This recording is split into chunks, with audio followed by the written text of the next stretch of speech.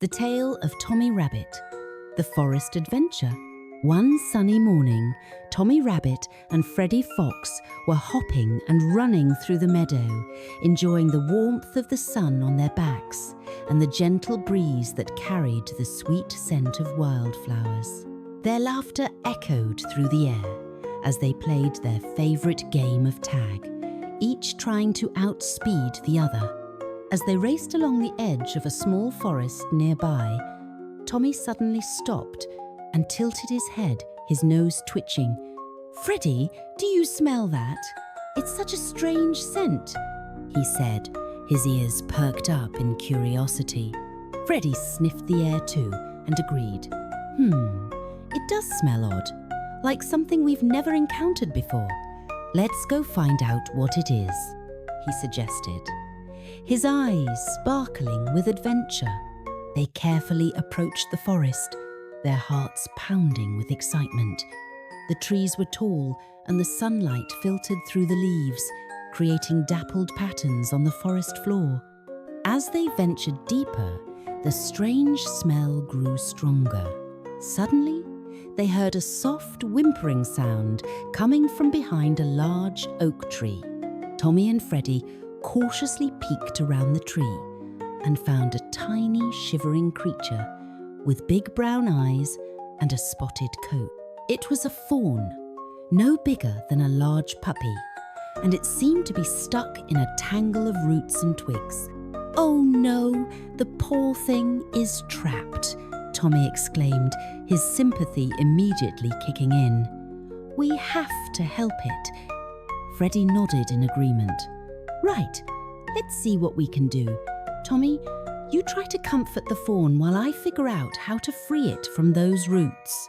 Tommy approached the fawn slowly, not wanting to startle it. "Shh, little one. We're here to help you," he said softly, using his gentle voice to soothe the frightened animal. "Just stay calm, and we'll get you out of here." The fawn looked up at Tommy with trust in its eyes, and its whimpering subsided a little. Meanwhile, Freddie examined the tangled roots and twigs carefully. He noticed that the fawn's legs were caught in a tight knot of roots, and some thorny branches were also pinning it down. "Tommy, I need your help. We'll have to work together to free the fawn," Freddie called out. "I'll try to loosen the roots, and you can help remove the thorny branches. Be careful not to hurt the fawn's delicate skin." Tommy nodded and got to work. He used his small but strong paws to gently pull away the thorny branches one by one. Freddie, on the other hand, dug his claws into the soil around the roots, carefully loosening them without causing any harm to the fawn. It was a challenging task, and both Tommy and Freddie had to use all their strength and patience. Their tiny muscles ached and their fur got dirty, but they didn't give up. After what felt like an eternity, they finally managed to free the fawn from its tangled prison. The fawn stood up shakily, its legs wobbling a bit from the ordeal.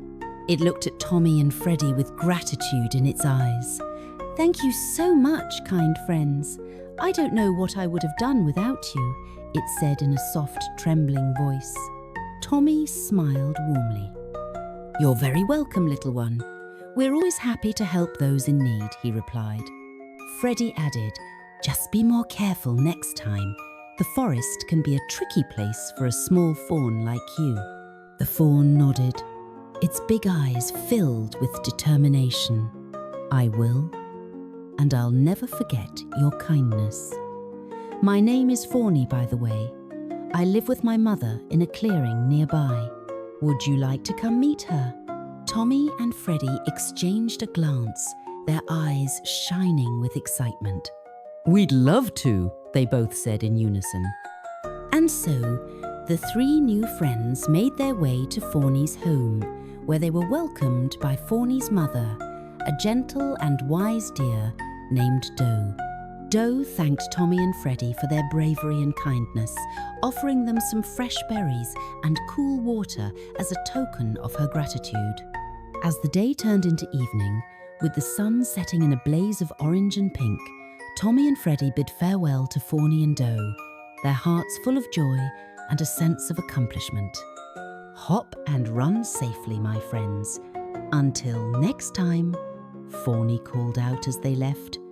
Tommy and Freddie raced back to the meadow, their spirits high and their friendship stronger than ever. They knew that the forest held many more adventures, and they couldn't wait to explore it together again.